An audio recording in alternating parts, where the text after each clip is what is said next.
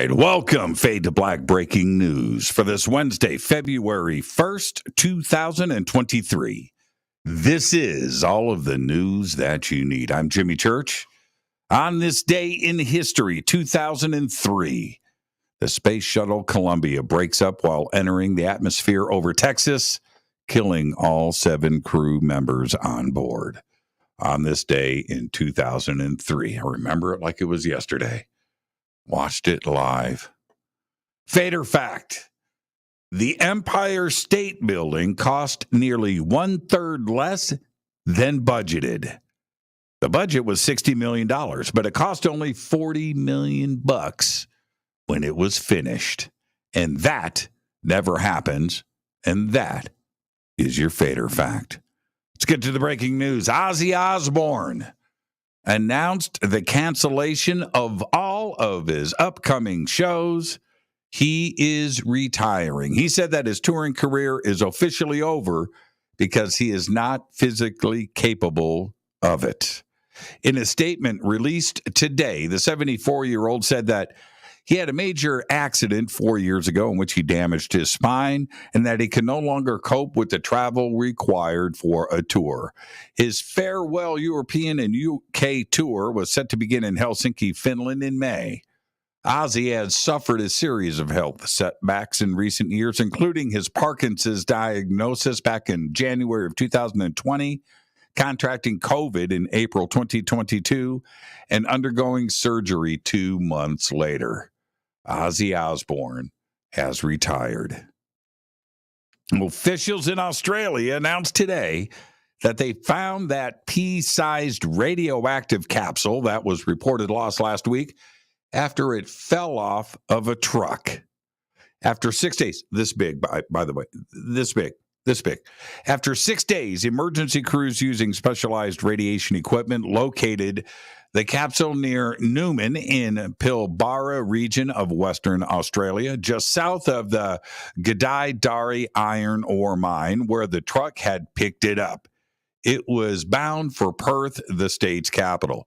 Officials meticulously searched an 870-mile stretch of road on the Great Northern Highway between the mine and Perth. The capsule contained cesium-137. Now, if you were 1 meter away from it for 1 hour, that would be the equivalent of 10 X-rays. This big. On Monday, January 30th, the James Webb Space Telescope recovered from a fault that hampered one of its sensors and resumed full science operations. After a communications delay on January 15th, it resulted in problems with the telescope's near-infrared imager and slitless spectrograph sensor. The Webb team spent days testing and evaluating the situation. According to a statement released by NASA on January 24th, the first problem was a communications delay within the instrument, forcing its flight software to time out.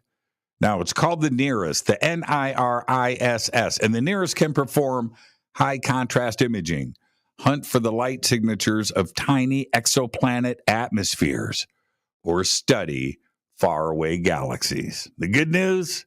It's all back online. A new analysis by an astronomer with the University of Hawaii Institute for Astronomy and collaborators from the University of Chicago is shedding new light on the amount of dark matter in the universe. UH astronomer Eric Baxter co-authored the research that traces the mass distribution in the universe in 3 dimensions. The updated analysis was recently published in the Physical Review D and shows there is 6 times as much dark matter in the universe compared to visible matter, a finding that was already well known. However, the team also found that the matter is not as clumpy as previously expected when compared to the current best model of the universe. For decades, cosmologists have mapped the distribution of mass in the universe, visible material, and the mysterious dark matter in an effort to improve the understanding of the fundamental building blocks. Baxter and his team say their findings could add to a growing body of evidence that there might be something missing from the existing standard model. So dark matter isn't clumpy. China has successfully cloned super cows. That's right. They have successfully cloned super cows for the first time ever. The cows were cloned using tissue from Holstein Friesian cows known as super cows, a dairy cow with very high milk production that is created through a selective breeding process. Holsteins are known for their milk production, and the super cows will be able to produce up to 36,000 pounds of milk a year.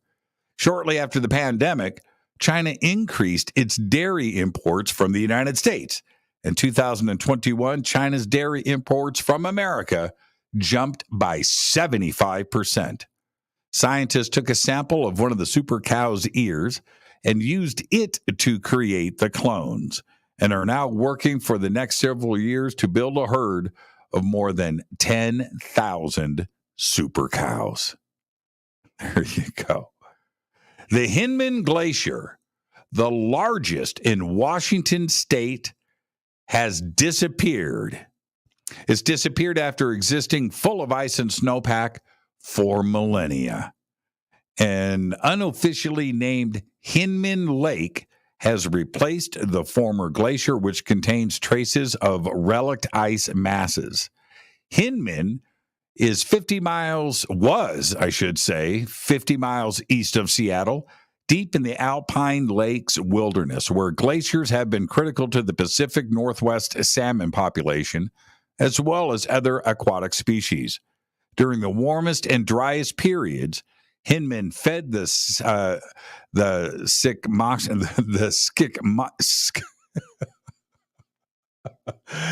Skykomish River with cool glacier runoff. Yeah, that's Skykkomish. Skykomish. Since the 1950s, the primary glaciers that fed the Skykomish River basin have lost around 55% of their surface area. The Columbia Glacier declined in area by 25%, the Foss Glacier by 70%, Lynch by 40%, and Hinman by 95%. Skykomish. NASA's Ingenuity helicopter has just notched its 41st flight. The Ingenuity drone made a quick flight from its resting stop and then back again on January 27th, covering 600 feet in horizontal distance in just 109 seconds. Ingenuity's 41st flight exceeds the technology demonstration manifest by 8-fold, as the helicopter was originally designed for just 5 flights. Incredible. The extended mission has allowed Ingenuity to scout ahead for Perseverance. From the air, the helicopter looks for interesting scientific targets or to find the best route for Perseverance across the Jezero crater. 41st flight. Absolutely incredible. Just to think, right, that we have got an aircraft on another planet. That's incredible. And speaking of aircraft, the last ever Boeing 747 was delivered yesterday to its new owner, cargo operator Atlas Air, at Boeing's plant in Everett, Washington. In a dramatic opening of the hangar's sliding doors, Atlas Air's new plane was revealed behind flags of every carrier that's ever taken delivery of a 747. Atlas has 56 of the aircraft in its fleet. As of December 2022, there are only 44 passenger versions of the 747 still in service, down from more than 130 as passenger jets at the end of 2019. There are still 2 more Boeing 747 deliveries pending, though, and they are already built. The 2 new U.S. presidential planes, which are technically called VC-25, even if they're popularly referred to as Air Force One. The first 747 flew 5 months before Apollo 11 all the way back in 1969. So there you go. There's your Fade to Black breaking news. All of the news that you need for Wednesday, February 1st, 2023. Breaking news is produced by Renee Newman. I am Jimmy Church. Go Beckley Tappy.